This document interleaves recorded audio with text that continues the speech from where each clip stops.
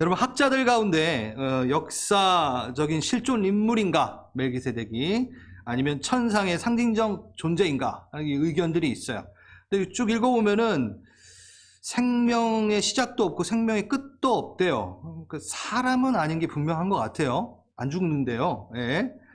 양자의 입장을 이렇게 다 수용하셔도 좋습니다. 그 의견을 여러분 수용해도 뭐 구원을 얻는데 뭐 부족함은 없습니다, 솔직히. 근데 또 들어가서 보면은, 그렇다면 이 멜기세덱이 구약에 현현하신 예수 그리스도이신지, 아니면 그냥 멜기세덱이라는 영적 어떤 존재인지 또 의견이 나누어지기도 합니다. 근데 저는 다수의 성경학자들이 얘기하고 있는 멜기세덱은 실제로 구약에서 그리스도가 나타나신 그리스도의 현현임을 주장하는 부분에 속해서 오늘 말씀을 전하도록 하겠습니다. 물론 우리 갈보리 채플, 또 책 스미스 목사님까지 다 이렇게 풀이를 하셨고요. 그래서 아브라함이 지금 읽어보시면서 계속 10분의 1, 10분의 1 나오죠. 그렇죠? 11조. 이 11조에 대한 부분도 오늘 다룰 수 있을 것 같아요. 아브라함에게서 11조를 받고 축복하신 사람이 멜기세덱, 바로 다름 아닌 하나님이신 예수님이 축복하셨다라는 것을 좀 이야기해 보려 합니다. 구약 성경에는요, 멜기세덱이 두 곳에 언급이 돼 있어요. 창세기 14장. 창세기 14장 보면요, 읽지는 않겠지만 아브라함과 조카 롯이 이제 헤어져요. 그 다음에 5 왕의 연합군들이 그 롯이 살던 소돔 지역으로 공격을 해요. 그래서 약탈을 해갑니다. 그래서 포로가 됩니다. 그래서 아브라함이 이 소식을 듣고 그 5 왕을 공격하고 대승을 거두고, 약탈했던 것들, 그 전에 그 5 왕들이 약탈했던 다른 나라의 다른 족속의 것까지 다 약탈한 것을 이제 더불어 취하게 됩니다. 대승을 거두죠. 그때 돌아오는 길에 멜기세덱이라는 이름을 가진 이가 아브라함 앞에 나타나고, 아브라함은 이 승리가 자신의 능력, 자신의 노력으로 이루어낸 것이라고 생각했을 때 멜기세덱을 통해 이게 하나님의 돌보심 때문에 이렇게 되었구나, 승리를 하였고 이걸 취하였구나 라는 걸 깨닫게 됩니다. 그래서 그 반응으로 10분의 1을 멜기세덱에 드리고, 멜기세덱은 아브라함의 축복을 하는, 이 일들이 바로 창세기 14장에 나오는데요. 이것을 압축해서 1절, 2절이 얘기한 겁니다. 그는 아브라함이 여러 왕을 무찌르고 돌아올 때에 그를 만나서 축복해 주었습니다. 그렇죠? 아브라함은 모든 것의 10분의 1을 그에게 나누어 주었습니다. 아주 짧게 2절로 되어 있지만 이건 창세기 14장에 있는 내용을 얘기한 겁니다. 그래서 첫 번째 멜기세덱이 나오는 창세기의 내용이었고, 그 다음에 두 번째 멜기세덱이 나오는 건요, 시편 110편입니다. 시편 110편은요, 다윗의 시인데요, 다름 아닌 메시아에 관한 말씀이 있는 시편입니다. 1절 한번 읽어볼게요. 여호와께서 내 주에게 말씀하시기를, 내가 내 원수로 내 발판이 되게 하시기까지 너는 내 오른쪽에 앉아 있으리라 하셨도다. 다윗이 지금 얘기하냐면 하나님께서 나의 주에게, 그러니까 예수님이죠, 예수님에게 말씀하시기를 하고, 이렇게 예언적으로 우리 다윗이 영으로 깨닫고 시를 쓴 거죠. 그렇죠? 그러면서 4절에 여호와는 맹세하고 변하지 아니하시리라 이르시기를, 너는 멜기세덱의 서열을 따라 영원한 제사장이라. 예수님에 대해서 하나님이 얘기하신 거예요. 내 주, 그 다윗의 주 예수님에게 하나님이 이렇게 얘기하셨다라고 하는 것이 여기 나옵니다. 그래서 여기 또 멜기세덱이 나오네요. 네, 쭉 가보겠습니다. 이제는 1절, 2절, 3절에 있는 내용, 아까 읽었지만 한번 멜기세덱이 예수 그리스도의 현현이라는 것에 대한 부분을 좀 성경을 통해서 증명하려고 합니다. 이 작업이 중요해요. 그래야지 여러분 지금 기다리고 계시는 헌금과 11조에 대한 설교가 같이 이어집니다. 네, 멜기세덱을 버리지 마시고 이 멜기세덱이 예수 그리스도의 현현임을 우리가 확인하고 그 다음에 이제 이어서 가겠습니다. 멜기세덱, 그 이름에 힌트가 있어요. 그렇죠? 이사야, 예레미야 선지자의 입술을 통해서요, 예수님께서, 그리스도께서, 그 메시아께서 이 땅을 통치하러 오실 때 어떤 이름으로 오시는지를 구약에 써놨습니다. 바로 의의 왕이요 평강의 왕이라고 분명히 말하고 있어요. 그런데 멜기세덱의 이름에는 다 이게 지금 포함되어 있다라는 겁니다. 그렇죠? 이렇게 우연이라고 할 수 없겠죠? 예. 그냥 우연이야 이렇게 할 수 없고 정말 이렇게 정확하게 의의 왕이요 평강의 왕이라는 것이 있고요. 또 3절에 우리가 읽어왔던 것처럼 네, 족보도 없고 부모도 없고 어디로 왔는지 아는 바가 없고 그리고 죽었는지 살았는지 죽지 않는다. 예. 어디로 또 갔는지도 모른다. 라고 얘기하고 있습니다. 두 번째, 그 다음에 아브라함에게 복을 주시는 분은 누구죠? 하나님이십니다. 그렇죠? 오직 하나님이시죠. 창세기 12장에서 아브라함에게 복을 줍니다. 동일하게 삼일체 하나님 예수님께서 복을 주시는 것이 마땅하죠. 다른 어떠한 인물이 나타나서 갑자기 아브라함에게 복을 준다는 것은 창세기에 나오지 않습니다. 하나님만이 아브라함에게 복을 주시고 계시고 또 세 번째, 구약의 11조에 대한 대표적인 장면이 여기 창세기 14장과 아브라함의 11조와 창세기 28장의 야곱의 11조 명확하게 하나님께 드립니다. 야곱이 11조를 드리는 건 하나님입니다. 그러니까 11조를 받으시는 분은 누구죠? 하나님이세요. 그렇죠? 그러면 11조를 받는 대상은 하나님이셔야만 됩니다. 그렇기 때문에 삼일체 하나님이신 예수님께서 현에 나서서 그 11조를 받는 것이죠. 네, 좀 말이 빠르지만 여러분 따라오시고 계시죠? 네. 또 아주 흥미로운 사실은 멜기세덱이 아브라함에게 복을 줄 때, 예, 뭐, 여기 앞뒤 좌우 설명 없이 바로 뭘 주죠, 지금? 복을 주지만 그 전에 떡과 포도주를 줍니다. 앞뒤 설명도 없어요. 예. 창세기 14장 18절 살렘 왕 멜기세덱이 떡과 포도주를 가지고 나왔으니 그는 지극히 높으신 하나님의 제사장이었더라. 이걸 보고 예수님이 현현하지 않았다라고 유추하기가 너무 힘들 정도로 당연히 예수님의 피와 살을 당연히 상징하는 신약에 우리 상징하는 그 부분처럼 떡과 포도주를 줬다라는 거죠. 그리고 축복을 했다라는 겁니다. 그리고 또 아주 중요한 부분 히브리서 9조 안에서 구약의 중요 인물과 대조하여 예수님을 위대함을 높였잖아요. 계속. 그렇죠? 우리 계속해서 지금 강의하니까 알고 계시죠? 근데 이제 여기 7장 50절에서 20절에는요. 레위보다 위에 있는 멜기세덱을 얘기합니다. 그러니까 레위 중요한 인물 레위 아브라함보다 위에 있는 예수님을 얘기하는 것과 동일하다는 거죠. 이스라엘의 국부인 아브라함이 11조를 바치고 축복을 받아냅니다. 그렇죠? 큰 자가 작은 자를 축복하는 것이 맞다라고 하는 게 5절부터 20절 사이에 있는 내용이고요. 그러니까 당연히 멜기세덱이 크고 그 11조를 받은 이가 예수님이라는 것이죠. 그리고 율법에 따라 레위 자손, 아론의 반차 막 이렇게 얘기할 때 여러분 어렵지 않으시죠? 왜냐하면 우리가 앞에 다 했기 때문입니다. 제사장, 대제사장 다 레위 계열 그리고 아론의 반차를 쫓아서 아론의 자녀들이 제사장이 되고 그 중에 장자가 대제사장이 되죠. 그렇죠? 이러한 멜기세덱의 영원한 제사장의 등장과 아브라함과의 이 일이 레위 지파가 생겨난 이 율법이 있기 전에 400년 전의 일이라는 거예요. 이 창세기 14장의 일이 아브라함이 11조를 누구에게? 멜기세덱에게 드린 예수님의 현현하신 예수님에게 드린 이 사건이 여기 레위가 생겨나고 제사장이 생겨나고 11조의 어떠한 율법의 이야기들이 있기 400년 전 일이라는 거예요. 그럼 누가 더 앞서는가요?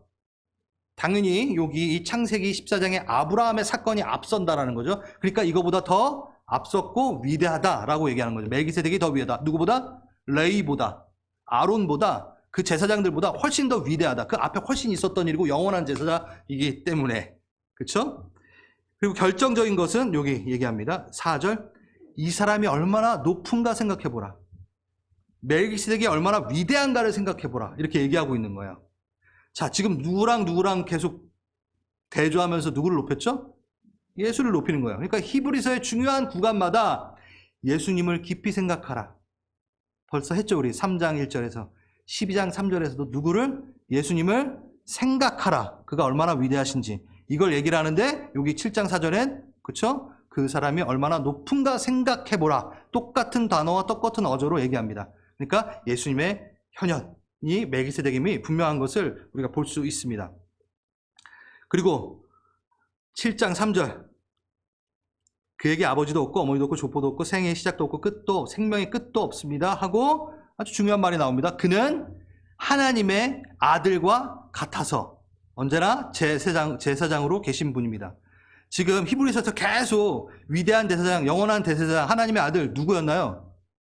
예수님이었잖아요. 그러니까 동일하게 그 얘기를 쓰고 있는 거죠. 하나님의 아들과 같아서 이거는요, 원어가 호모이오인데요. 같다, 복사되었다, 복제되었다 할 때 쓰는 단어예요. 네. 오케이.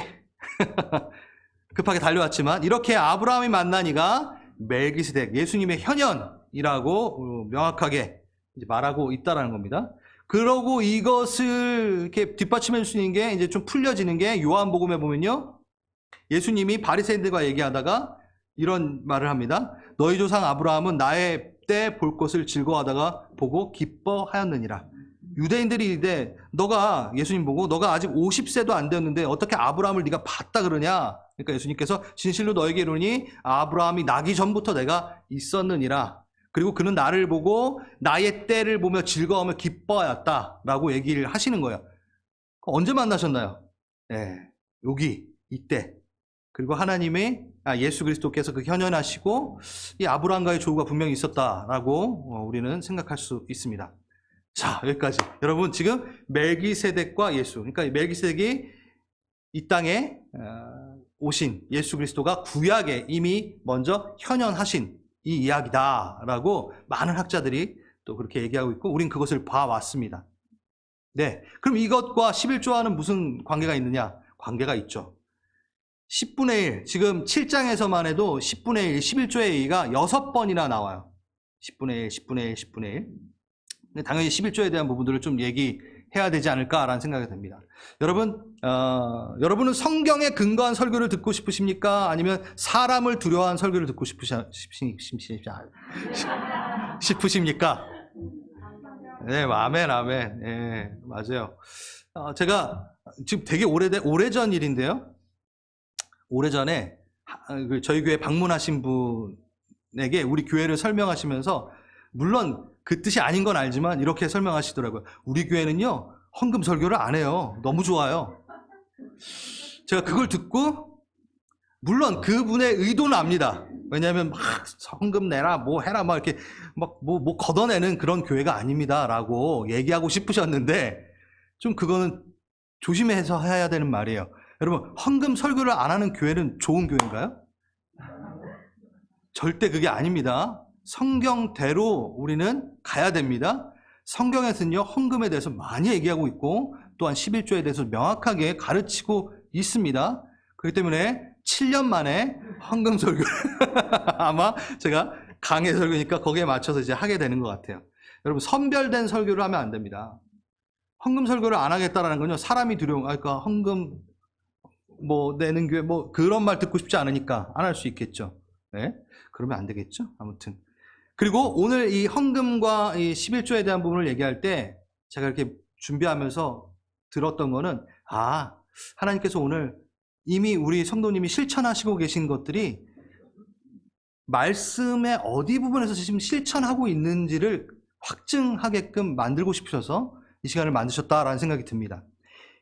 제가 오늘 쫙 얘기를 할 때 이미 여러분들이 하고 계신 건데 내가 하고 있던 게 이 말씀의 근거로 내가 하고 있었구나 라는 확증을 얻으시는 시간이 될 겁니다. 아멘. 아멘. 11조에 대해서 먼저 얘기하기 전에 헌금에 대해서 좀 얘기를 해야 돼요. 왜냐하면 같이 연결이 되기 때문에. 성경에서 헌금을 어떻게 얘기하고 있는가? 원어로 보고 헌금에 대한 그 내용이 나와 있는 구절들을 당연히 찾아보면 좋겠죠? 그렇죠? 말씀대로 우리는 헌금을 해야 되기 때문에 첫 번째 로마서 15장 25절 내가 성도를 섬기는 일로 예루살렘에 가노니 바울이 이제 예루살렘에 섬기는 일로 갑니다. 이는 마게도냐와 아가야 사람들이 예루살렘 성도 중 가난한 자들을 위하여 기쁘게 얼마를 연보하였음이니라. 연보는 내어놓아 남을 돕다라는 뜻이죠. 그래서 이것을 헌금으로 번역한 번역본도 있고 이 단어 원어가 여러분이 너무 잘 아시는 무슨 단어일까요? 코이노니아라는 단어입니다. 헌금이 코이노니아라는 그 헬라어 단어를 헌금으로 번역을 한 거예요. 네, 헌금인 거예요. 뭐가? 코이노니아가. 코이노니아 뭐죠? 사귐, 친밀한 사귐, 긴밀한 사귐. 선한 의지를 동반한 사귐. 나쁜 의도를 가지고 사귀는 게 아니라 선한 의도. 그래서 같은 교우로서 정을 나누고 기쁜 마음을 이렇게 나누는 그 공동 운명체 안에서 이루어지는 가족을 돌보는 그 모습으로 헌금을 했다라는 겁니다. 헌금 첫 번째, 예, 코이노니아입니다. 헌금은 두 번째, 이제 바울이 동역자 디도를 고린도에 보내면서 얘기하는 겁니다. 이 많은 고린도 후서 8장, 이 많은 헌금을 두고 우리를 비난하지 못하게 하려고 우리는 조심합니다. 이 헌금을 갖고 거두는 것에 되게 조심합니다. 우리는 주 앞에서뿐만 아니라 사람들 앞에서도 좋은 일을 바르게 하려고 합니다. 라고 하면서 헌금이라는 단어를 씁니다. 자, 이 단어는 무슨 단어냐면 헬라어의 디아코니아라는 단어입니다. 이것도 들어보셨을 거예요. 직분을 세울 때, 그렇죠? 이게 뭐냐면 섬김, 봉사라는 단어로 번역을 하기도 하는 단어입니다. 헌금, 근데 이거를 지금 헌금으로 번역을 했어요. 그러면 헌금은 뭐죠? 섬긴다라는 겁니다. 헌금은 섬긴다, 봉사한다라는 의미가 들어간다는 겁니다. 상대방을 자신보다 낮게가 아니라 더 높게 여기는 섬김. 여러분, 섬김이라는 단어가 이렇게 위에서 군림하는 단어가 아니잖아요. 그렇죠? 헌금은요, 옛다, 자선하듯, 구제하듯 그 의미가 아니라는 거예요. 헌금이라는 거는 누구? 섬기기 위해 하는 행위라는 거죠. 구체적으로 헌금이라는 형태로 나보다 남을 더 높게 여기는, 여러분, 신앙의 핵심이라 그러고 또 예수님의 사역의 핵심이죠. 예수님이 본인이 온 것을 뭐라고 얘기하시죠? 인자가 온 것은 섬김을 받으러 온 게 아니라 도리어 내가 섬기려 하고 목숨을 내어주러 왔다, 대속물로 왔다. 그러니까 이 봉사가 아니라 이 헌금이라는 형태는요, 예수 그리스도의 사역을 담는 것과 똑같습니다. 섬기는 거기 때문에. 네, 그것을 실질적으로 행위적인 것으로 고백해내는, 실천해내는 모습이죠. 헌금은 바로 봉사이며 섬김입니다. 그 다음 또 하나, 이제 카리스라는 단어입니다. 이거는요, 친절하고 호의를 베푼다라는 뜻도 있지만 특권이라는 단어가 들어가 있는 단어입니다. 특권. 헌금은 특권입니다. 제가 읽어볼까요? 고린도서 후서 8장 1절, 하나님께서 마게도니아 여러 교회에 베풀어 주신 은혜를 여러분에게 알리려고 합니다. 그들은 큰 환난의 시련을 겪으면서도 기쁨이 넘쳤어요. 그리고 극심한 가난에 쪼들리면서도 넉넉한 마음으로 남에게 베풀었습니다. 내가 증언합니다. 그들은 힘이 닿는 대로 구제하였을 뿐만 아니라 오히려 힘에 지나도록 자원해서 하였습니다.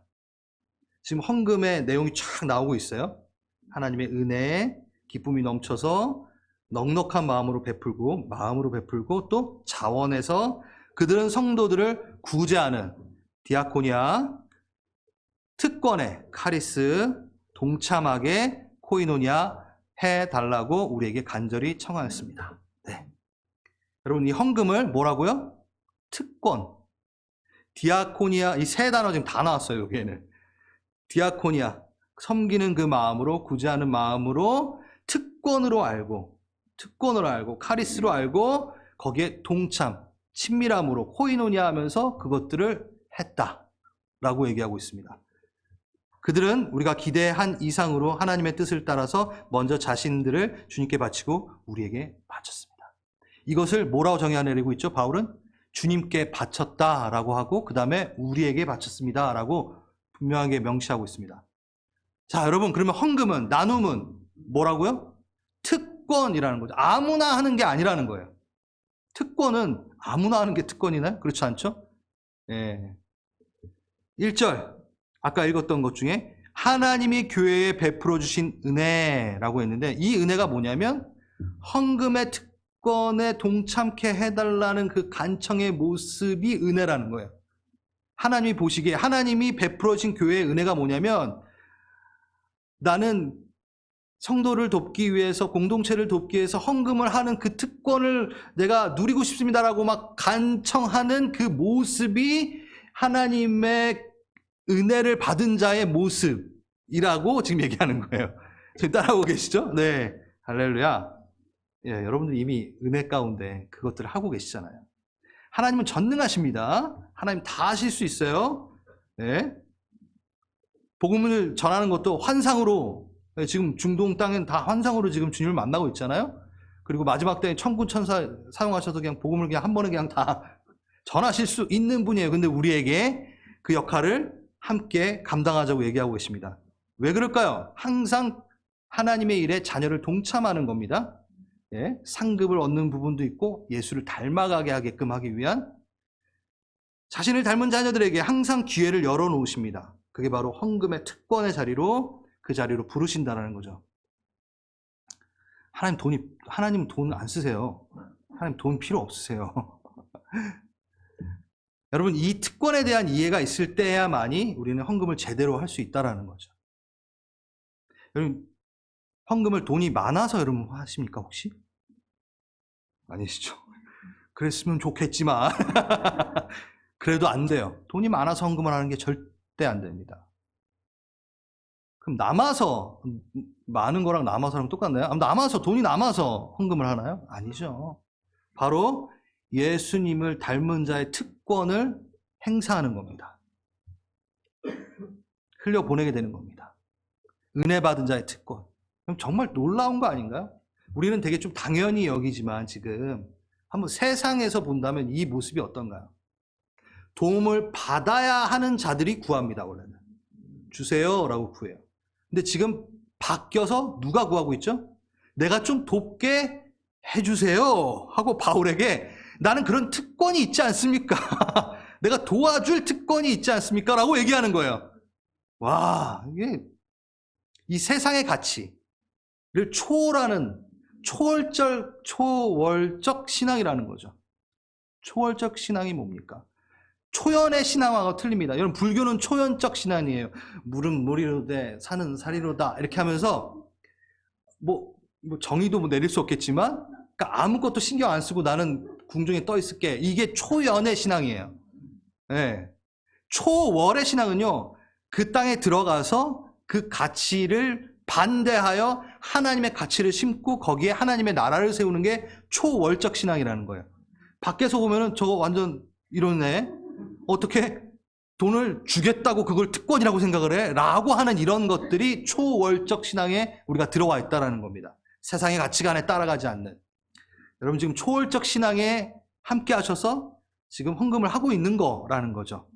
기분 좋으시죠? 여러분, 특권을 행사하고 계십니다. 하나님의 방법, 하나님의 통치를 실현하여 보여주면서 나는 은혜 받은 자로서의 모습이다. 이게 바로 은혜자를, 하나님을 아는 자의 모습이다라고 세상에 말하고 또 공동체에 말하고 있는 거예요. 그래서 여러분, 교회는 돈으로 움직여지는 공동체가 아닙니다. 특권에 참여하는 마음들이 모여져서 움직이는 공동체라는 거예요. 나는 하나님께 연결된 자로서 하나님의 은혜 받은 자로서 특권을 행합니다. 이 특권을 행함으로 은혜 받은 자임을 기억하고 또한 나는 점검합니다. 라는 게 바로 헌금이라는 거죠. 그러니 특권이니 헌금은 절대 강요가 아니라는 거죠. 율법에 명시되었기 때문에 구원을 얻기 위해서 헌금하는 게 절대 아니라는 겁니다. 특권이니까. 그렇죠? 제가 읽어볼게요. 11절, 8장 11절. 여러분이 자원에서 시작할 때 보여준 그 열성에 어울리게 기쁜 마음으로 각자의 형편에 맞게 바치면 하나님께서 그것을 기쁘게 받으실 겁니다. 기쁜 마음으로. 막 의무로 막 해! 그러면 기쁜 마음이 될까요? 아니잖아요. 그렇죠? 자원한 마음으로, 기쁜 마음으로 각자의 형편에 맞게. 이것은 성경에 출애굽기 16장을 두고 이렇게 얘기한 거예요. 많이 거둔 사람도 남지 아니하고 적게 거둔 사람도 모자라지 아니할 것이다. 뭐죠 이거? 만나를 예를 들면서 지금 헌금에 대해서 얘기하고 있는 겁니다. 그러면서 고린도서 16장 1절 성도를 도우려고 모으는 헌금에 대하여 말합니다. 네, 내가 갈라디아 여러 교회에 지시한 것과 같이 여러분도 그대로 하십시오. 매주 첫날에 여러분은 저마다 수입에 따라 얼마를 따로 저축해 두십시오. 그리고 내가 갈 때 그제 그 헌금을 그제서야, 내가 갈 때 그제서야 헌금하는 일은 없어야 할 것입니다. 네, 아주 중요한 부분을 얘기하고 있습니다. 날짜를 정하여 일정함으로 헌금하라는 거예요. 이게 왜 그럴까요? 아, 오늘 기분이 좋으니까 헌금 좀 하지. 아, 오늘 기분 안 좋아. 안 해. 이렇게 기분 따라 하지 말고 날짜를 정하여 일정하게, 그리고 어떻게? 갑자기 준비 없이 내가 갔을 때 그제서야 헌금하는 일이 없도록 하십시오 라고 바울이 얘기하고 있습니다. 계획에 따라 돈이 많을 때 헌금을 하고 돈이 없으니까 난 못해. 이렇게 하지 말라라는 거예요. 일정하게 떼어서 자기의 형편에 맞게. 이게 아주 중요합니다. 그래서 따로 차곡차곡 쌓아놓는 것, 이것을 얘기하죠. 그래서 일주일 동안 쌓은 것을 갖고 또 내시고, 또 11조는 나중에 또 얘기하겠습니다. 네. 자, 지금까지 헌금의 원어, 헌금이라는 그 원어를 통해서 그 의미와 쓰임새에 대해서 어떻게 참여해야 되는지까지 지금 얘기한 거예요. 여러분, 이게 솔직히 긴 주제예요. 근데 제가 이걸 다 같이 하게 되니 말이 좀 빠를 수밖에 없네요. 자, 아주 중요한 겁니다. 하나님이 이 재정을 받으셨다. 이 헌금을 받으셨다. 우리 이렇게 얘기하잖아요. 그렇죠? 예. 근데 아까도 얘기했지만 하나님이 돈이 필요하신가요? 그분은 영이십니다. 그런데 우리는 헌금과 이 예물을 드릴 때 하나님께 드린다고 우리는 표현을 하죠. 그리고 그것이 하나님께 영광이 된다고 얘기를 하죠. 그렇죠? 이 말이 솔직히 그 헌금을 통해 역시 우리 권사님 오시니까 이제 이렇게 같이 하는 게 다시 돌아왔는데요. 할렐루야. 좋습니다. 우리 헌금을 통해 하나님께 영광을 받으신다, 이 얘기가 솔직히 여러분 뭐 사람이 쓰는데 어색하니까 거치대로 이렇게 입 발린 소리를 하는 거는 아니라는 거예요. 제가 성경을 읽어드리겠습니다. 말씀에 근거해야 되잖아요. 여러분이 하고 있는 게 어떤 말씀에 근거하고 있는지를 제가 말씀을 드리고 있잖아요. 고린도후서 9장 13절, 너희가 그리스도의 복음을 진실히 믿고 복종하는 것과 모든 사람을 섬기는 너희의 후한 연보로, 이 헌금으로 말미암아 하나님께 영광을 돌리고. 아멘. 뭐라고요? 헌금을 통해 하나님께서 영광을 받으신다라고 성경에 분명히 나와 있습니다. 하나님은 돈을 받으시는 게 아니라 뭘 받으시는 거예요? 헌금을 통해 이루어지는 이 모든 일에 대해서 영광을 받으시는 거예요. 그렇죠? 코이노니아가 있고, 봉사가 있고, 섬김이 있고, 특권이 있고, 이 모든 이 이해가 된 사람들이, 이 특권을 이해한 자들이 헌금이 일어나는 그 마음과 그 행위와, 그리고 그 모금이 올바로 사용되는 그 모든 것을 통하여 하나님의 이름이 드러나고 하나님께서 영광을 받으시는 일이 된다라는 거예요. 하나님의 일이 이루어지는 것에 대해서 하나님은 그것으로 나는 영광을 받았다라는 거예요. 하나님께서 돈을 주머니에 넣으시는 게 아니라, 쓰는 건 누구? 당연히 사람이 쓰죠. 사람이 교회가 쓰죠. 그렇죠? 근데 그 일을 하는 거에 대해서 하나님이 주머니에다 돈을 안 넣으시지만 뭐라 그러시죠? 그 일들에서 나는 영광 받았다라고 얘기하는 거예요. 그러니 우리가 이 헌금을 통해 주님 영광 받으십시오라고 얘기하는 거예요. 네, 괜히 좀 찝찝하니까 입 바른 소리로 하나님 받으셨어요, 이렇게 하는 게 아니에요. 실질적으로 주님이 받으십니다. 그 헌금을 통해. 확증이 되셨나요? 아멘. 그럼 이제 11조에 대해서도 얘기하겠습니다. 헌금을 얘기한 건요, 11조와 아주 연관이 되어 있고 이 의미와 연결이 되어 있기 때문에, 자, 11조에 대해서, 11조는요 제가 아까도 말씀드렸듯이 창세기 14장과 28장에 나옵니다. 아브라함의 11조, 야곱의 11조. 거기에 대한 한마디로 11조의 정의를 본다면 어떤 거냐면, 아까도 말씀드렸지만 우리가 읽었죠? 하나님이 내 삶의 주인이 되시는 것에 대한 고백이에요. 자신이 누리고 있는 그런 자신의 노력과 힘으로 뭔가를 거뒀다라고 생각했던 아브라함이 어떻게? 멜기세덱을 만나고, 이게 내가 한 게 아니네? 내 모든 영역의 노력과 어떠한 그런 것들의 결과물이, 내가 누리는 것들이 하나님의 돌보심 때문에 이루어진 거구나 라고 깨닫고 인정하고 감사하고 하는 행동으로 고백한 거죠. 여기에 강압적인 게 있었나요? 자발적인 일이었습니다. 네, 이거 되게 중요합니다. 자발적인 일 가운데 본인이 하나님이 나의 삶을 이끄시고 나를 돌보시다라는 것에 대한 그 감사로 11조를 드린 겁니다. 여러분, 구약의 시대의 11조, 그 율법의 명령, 그래서 11조를 해야 돼, 말아야 돼, 막 이슈가 분명히 있잖아요. 이것을 잠깐 마지막에 이제 할 건데 잠깐 내려놓고 먼저 11조가 어떻게 사용되었는지 한번 성경에서 보겠습니다. 먼저 명확한 거, 헌금처럼 하나님은 11조가 필요 없으십니다. 돈이 필요 없다라는 거예요. 우선 그건 동일해요, 여러분. 그 11조가 필요한 것은 공동체입니다. 그렇게 성경에서 얘기하고 있어요. 그런데 이거를 가지고 하나님께서 영광을 받으시죠. 그러니까 하나님께서 이 11조를 당연히 받으시는 거죠. 이건 벌써 헌금 얘기하면서 이해가 되셨죠? 예. 민수기 18장 20절. 하나님과의 만남을 위한 일들에 사용되고 또 하나님과 만나게 하는 그 일에 헌신한 자들에게 11조가 사용이 됩니다. 민수기 18장 20절. 주님께서 아론에게 말씀하셨다. 너는 그들의 땅에서는 아무런 유산도 없다. 아론은 레위 지파니까 아무런 유산이 없죠. 땅을 유업으로 못 받았죠. 더불어 함께 나눌 목이 너에게 없다. 이스라엘 자손 가운데 너가 받을 목이 없고 너가 차지할 유산이 없다. 라고 하나님께서 얘기하고 계신 거예요. 너무 섭섭하죠? 아론의 입장에서는. 땅을 유업으로 받지 못하니까 거기서 소산을 내어서 드릴 곳도 없는 거예요. 땅이 없으니까. 그렇죠? 그런데 그는 뭐하고 있죠? 성전의 일에 온전히 구분되어 하나님과 백성이 만날 수 있는 그 일에 온전히 삶을 들여서 일하고 있는 거죠. 그래서 21절 보면은 나는 레위 자손에게는 이스라엘 안에서 바치는 열의 하나를 모두 그들이 받을 유산으로 주겠다. 땅에 소산물이 없는 이 레위 족속에게는 이스라엘이 거둔 10의 1조를 누구에게 주겠다?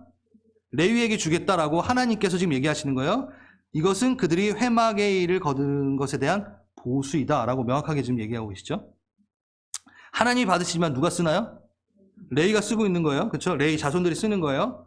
헌신을 위한 사람들을 위해 그 헌신한 일에 11조가 사용되는 겁니다. 자, 지금의 신약 시대의 사역자들, 목회자들이라고 할 수 있고 사역자들은 구약의 제사장인가요? 아닙니다. 레위 지파인가요? 그럴 수 없습니다. 하지만 그 의미에 있어서는 하나님과 만나는 일에 대해서 삶을 떼어서 드리는 그들에게 11조가 사용될 수 있다라는 거죠. 그것은 뒤에 가서 더 제가 말씀을 드릴게요. 거기에 헌신한 자. 그럼 목회자만인가요? 아니요. 하나님의 일이 하나님의 일답게 하는 것에 대해 헌신한 자들에게 그 11조가 쓰여지는 거죠. 그리고 또 하나님이 중요시 여기는 일에 대해서 중요시 여기는 일에 대해서 헌신한 사람에게 헌신하는 일에 11조가 사용이 됩니다. 우리 교회 같은 거 생각을 해보세요. 선교사를 후원하거나 여러분 열방의 하나님을 따라 할 때마다 우리에게 말씀을 전해주시는 분에게 또 우리가 교회에서 또 헌금이 나갑니다. 그러니까 모든 하나님과 우리를 만나게 하는 그 일에 사용되는 일에 11조가 사용이 된다는 거예요. 두 번째, 하나님을 경험하고 배우기 위해 경외하고 하나님을 경외함을 배우는 일에 11조가 사용되고 공동체를 위해 또 11조가 사용됩니다. 사람에게 쓰인다는 거예요. 또 자 봅시다. 신명기 14장 22절. 당신들은 해마다 밭에서 거둔 소출의 11조를 드려야 합니다. 23절. 당신들은 곡식과 포도주와 기름의 11조를 처음 난 소와 양의 새끼와 함께 당신들의 하나님의 자기의 이름을 두려고 택하신 곳에 가서 성전에 가서 주님 앞에서 먹어야 됩니다. 11조를 먹으래요. 예? 이렇게 함으로써 당신들은 당신들의 하나님을 두려워하는 것, 경외하는 것을 배우게 될 겁니다. 이게 무슨 얘기인가? 좀 이어서 가겠습니다. 하나님을 경외하는 것을 배우기 위해서 11조를 하라고 얘기하고 있습니다. 뭘 배우나요? 26절. 당신들의 하나님 앞에서 당신들과 당신들의 온 권속, 이 권속이라는 건 바이트란 단어인데 그 안에 있는 사람, 그 공동체 안에 있는 사람, 자기하고 연결되어 있는 그 안에 거하는 사람이라고 말할 수 있죠. 함께 먹으면서 즐거워하십시오. 하나님의 베푸심, 돌보심에 대해 나와 연결되어 있는 이들과 함께 그것을 누리며 즐거워하는 것에 뭐가 사용됐어요? 11조가 사용됐다라는 거죠. 지금 따라하고 계시죠? 너무 빠른가요? 네, 이걸 여러분 길게 못할 것 같아서 여러분들 빨리빨리 얘기하는 거예요. 이걸 오늘날 우리에겐 어떤 의미로 어떻게 적용하고 어떻게 구현할 수 있을까요?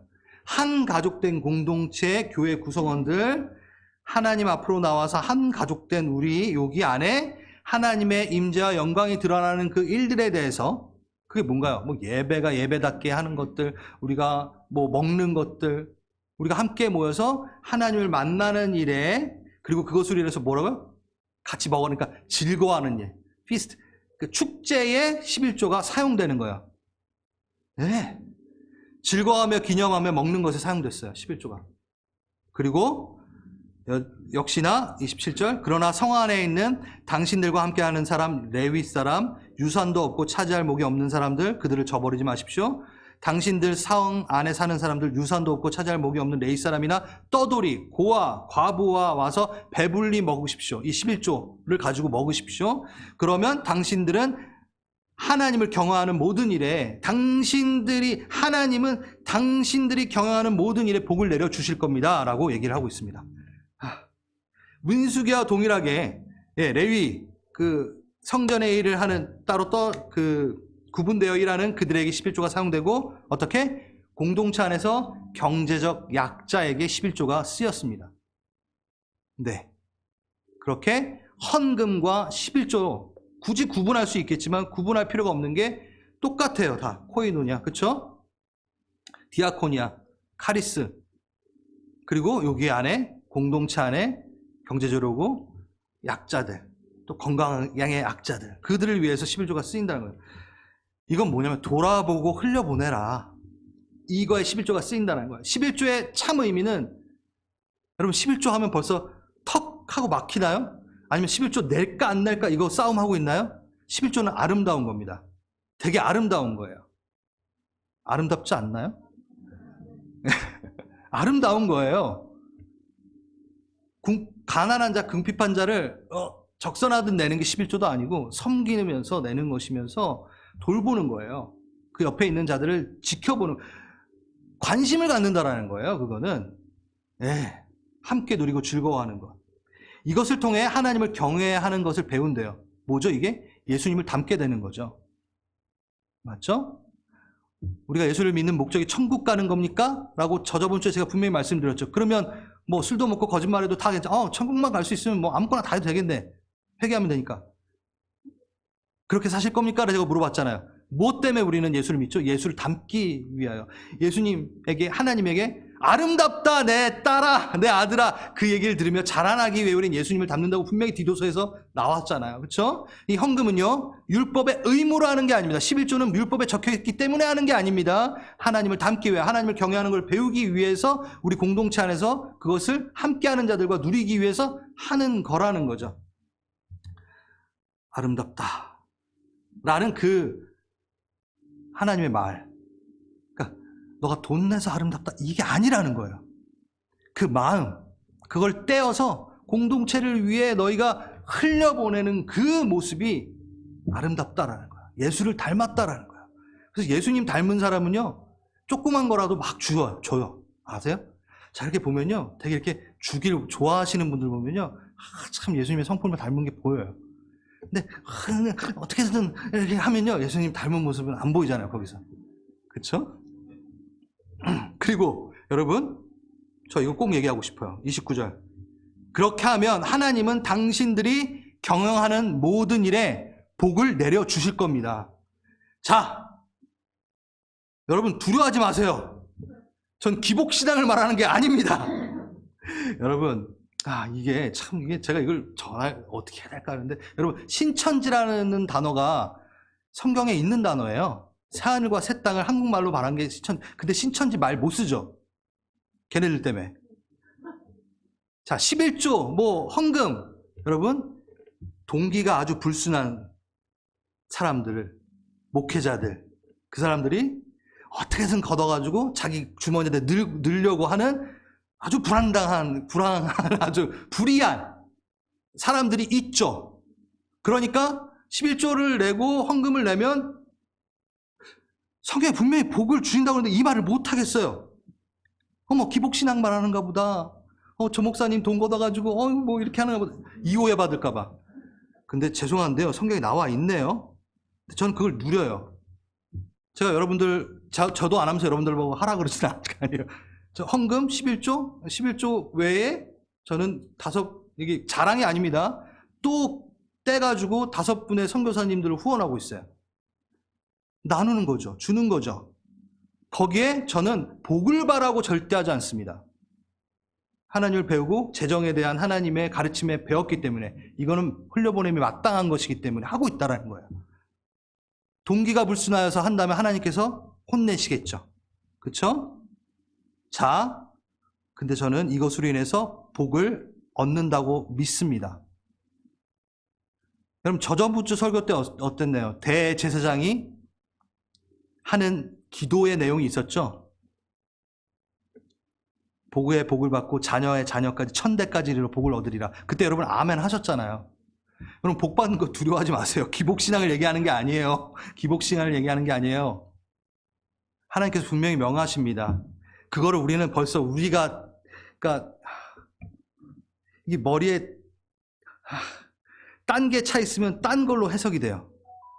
그러니까 다 뭐 이렇게 복 준다 그러면은 돈 막 이렇게 생각하시잖아요. 그러니까 어색한 거예요. 여러분 그 복은요 돈으로만 오는 게 아닙니다. 영적인 복으로, 예, 평안의 복으로 올 수 있다라는 거예요. 그렇다고 뭐 그런 재정적인 복으로 안 올 거야라고 절대 얘기하지도 않아요. 그러니까 우리 좀 편협하지 맙시다. 너무 선택적으로 말씀을 보지 맙시다. 괜히 무서워가지고 그런 말도 못하지 맙시다. 복 받아요, 여러분. 그 왜 주님에 의해서 복을 받습니다. 근데 우리는 복을 받기 위해 주님을 따라하는 건 절대 아니라는 거예요. 기복신앙은 아니라는 거예요. 아, 복 안 주니까 나 안 따라갈래. 이건 아니라는 거죠. 이 말을 길게 할수록 이게 더 길어질 것 같아요. 이 부분에 예수님이 가르침이 분명히 있어요. 이걸 따르면 됩니다. 11조를 하고 있는데 자신의 의만 세우고 있는 11조의 진정한 의미를 완전히 잊어버리고 그 정신을 잊게 되어버린 자들에 대해서 주님 말씀하십니다. 마태복음 23장 23절 율법 학자들과 바리새 사람들아 위선자야 너에게 화가 있도다. 너희는 박하, 황, 근체 11조는 드리면서 정의와 자비와 신의와 같은 율법의 더 중요한 요소를 버렸도다.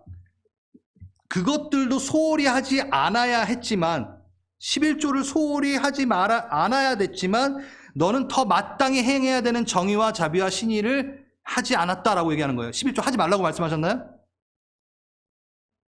여러분 또 갑자기 막 이렇게 아까워 막 이러시나요 지금? 이러시면 안 돼요, 여러분. 누가복음 11장 42절 너희 바리새파 사람들에게 화가 있도다. 너희는 박하와 운영과 온갖 채소와 똑같은 구절인데 더 플러스 되니까 11조는 바치면서 정의와 하나님께 대한 사랑은 소홀히 한다. 그런 것들도 반드시 행해야 하지만 이런 것들도 소홀히 하지 않았어야 한다. 이게 무슨 얘기인가요? 11조도 반드시 너희가 행해야 됐지만, 예? 너희가 소홀히 하지 말아야 될 것은 하나님에 대한 사랑에 대해서 소홀히 하고 정의와 자비와 신의 같은 것에 대해서 소홀히 하면 안 된다. 그러니까 중심이 중요한 거다. 네가 낸다고 중요한 게 아니다. 옛계명과 새계명의 차이가 뭔가요? 그 모양은 달라졌으나 그 중심과 가치와 정신은 변하지 않습니다. 위로는 뭐야? 하나님을 사랑하고 또 내 이웃을 내 몸과 같이 사랑하라. 율법을 정확하게 최대 강령이 뭡니까? 줄여서 말씀해 주십시오. 원포인트 레슨 좀 해주십시오라고 바리새인이 말했을 때 예수님이 뭐라 그랬었어요? 율법, 이것은 뭘로 줄일 수 있냐면 하나님 사랑하고 내 이웃을 사랑하라 라고로 줄일 수 있다. 모든 구약의 율법이 다 여기에 해당이 된다라는 거예요. 그것이 이제 율법의 의미가 아니라 뭐요?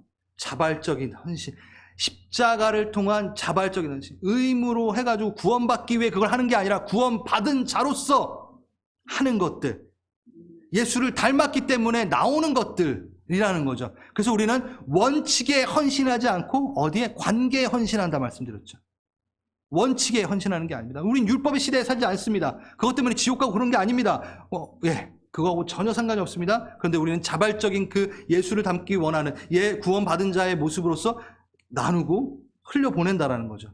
주의를 돌아본다라는 거죠. 그것이 바로 헌금과 11조에 사용되기 때문에 우리는 그것을 한다라는 거죠. 네. 이제 마무리하겠습니다. 자, 구약시대에 아주 중요합니다. 이제 마무리됩니다. 구약시대의 11조의 사용 방법. 율법의 의무로서 행해왔습니다. 성전이 있었기 때문에 거기에서 사역을 하는 레위지파를 위해 또 공동체를 위해 사용이 됐습니다. 그런데 우리는 율법 아래 있지 않습니다. 그러니 율법의 11조로 우리에게 의무를 적용할 수 없습니다. 여러분 헷갈리지 마세요. 율법의 의무로 우리에게 11조가 주어지지 않습니다. 그 11조 할 필요 없습니다. 그럼 11조 하지 말까요? 또 이렇게 얘기하면 그러면 안 되고 11조는 율법에서 시작된 게 아니라 제가 앞에서 왜 멜기세덱과 예수님을 얘기를 했고 아브라함 얘기를 했냐면 400년 전에 율법이 있기 전에 11조가 있었어요. 우리는 율법 아래에 11조를 하는 게 아니라 성전이 없어졌고 그렇기 때문에 레위지파에게 하지 않습니다. 공동체에게. 무엇으로? 사용법에 대해서는 이것을 따르지만 누구에게 하는 거죠? 하나님이 내 삶의 왕이시고 나의 모든 것을 돌보신다라는 의미에서 아브라함이 뭐로? 자발적으로 드렸던 11조를 우리는 하는 거예요. 율법에 매여서 그 의무로 11조를 하는 게 아닙니다. 의무로 하지 마십시오. 내기 싫은데 억지로 하지 마십시오. 혼납니다, 하나님한테. 차라리 하지 말아라. 내가 거지냐 이러실 거예요. 너가 예수 닮기 원하고 정말 나에게서 날 경외하는 법을 배우고 나를 닮아간다면 넌 분명히 이 부분에 참여하게 될 거라고 주님은 말씀하고 계신 거예요. 우린 율법의 11조 있기 전 아브라함의 그 11조의 정신에 의해 우리는 11조를 하는 거죠. 성격이 전혀 틀립니다. 율법에 적용받는 11조가 아닙니다. 하나님께 드리는 겁니다. 자, 그러면 멜기세덱이 예수님의 현현이라고 말씀을 드렸잖아요. 그렇죠? 그럼 우리는 누구에게 11조를 드리는 거죠? 하나님, 예수님에게 11조를 드리는 겁니다. 그럼 예수님은 또 예수님 돈을 쓰시나요? 계속 반복합니까? 제가? 안 해도 되죠? 예수님은 영이십니다. 근데 예수님은 하나님, 예수님의 몸을 어디에다 남겨놓으셨죠? 이 땅에 남겨놓았어요. 예수님 머리로 한 교회에 예수님을 머리로 하고 그를 따르는 몸된, 예수님의 몸된 교회를 이 땅에 남겨놓으셨다는 거예요. 그래서 그 11조가 이 예수를 머리로 한 공동체에게 사용될 수 있다는 거죠. 네. 이렇게 11조와 헌물에 대해서, 헌금에 대해서 얘기를 나눴습니다. 자, 여러분 주보에 우리에 보면은 어떻게 되어 있죠? 여러분 참 다른 교회에서 좀 볼 수 없는 11조와 헌물로 경배라고 써놨어요. 여러분 왜 이렇게 썼을까요? 뭐 특이하지 않나요? 딴 교회 가서 이런 거 본 적 있으세요? 딴 게 잘못됐다는 게 아니라 경배라는 거예요. 영광을 돌린다라는 거예요. 성경에 근거한 그대로 11조와 헌물은 사람이 쓰지만 그 일들을 통해서 하나님이 영광 받으신다라는 분명한 고린도후서의 그 말씀을 따라 11조와 헌물의 시간은 경배의 시간이라는 거예요. 자선의 시간이 아니에요. 아유, 저기 목사님들 불쌍하니까 내가 돈 줘야지. 아니라고요. 절대 아닙니다. 예. 제가 뭐 이렇게 다 얘기하고 싶어요. 솔직히 날 것으로. 하지만 여러분 다 이해하실 겁니다. 저희 목회자들, 여러분 11조 헌금 다 하셔도요, 저희 목회자들은요 넉넉하게 살지 않습니다. 우리의 주머니로 안 들어옵니다. 대부분의 저 말고는 우리 세 분의 우리 목사님들은요 다 파트타임이에요. 예. 그래서 여러분 여기 제가 또 준비한 게 있어요. 원래는 11조 하기 싫어하는 사람들이 헌금 안 하면 뭐 이렇게 교회 나가기 싫어서 헌금하기 싫은 사람들도 있다 그러고, 사리사욕을 채우는 교회 사역자들과 그런 사람들 때문에 헌금하기 싫고 11조가 내기 싫다라고 막 이렇게 하는 것도 있고, 제가 준비하면서 봤는데 여러분 걱정하지 마십시오. 우리 교회는요 사리사욕을 할 정도로 어떠한 것으로 이렇게 교육자들에게 절대 흘러오지 않습니다. 예, 다 집 없어요. 예, 예, 저축 못합니다. 예. 그러니까 여러분들 교회의 어떠한 일들에 대해서 정말 돌아보는 마음으로 이 교회가 하나님의 뜻에 의해서 잘 사용되기를 기도하시면서 특권을 갖고 여러분 사람에게 준다고 생각하지 마시고 하나님의 일에 내가 그것에 동참한다 생각하시고 헌금과 11조를 하시면 됩니다. 하나님께서 영광 받으십니다. 네, 너무 짧게 이것들을 얘기하느라 조금 부족한 부분도 있고 어떻게 보면 또 오해가 있을 수 있는 어떤 부분도 있을 수 있을 거예요. 그런 부분에 있어서는 차근차근 제가 또 시간이 될 때마다 아마 7년 후가 또 되겠죠. 헌금 설교가 그럴 때 또다시 제가 하도록 하겠습니다. 우리 다 함께 자리에서 일어나시겠습니다.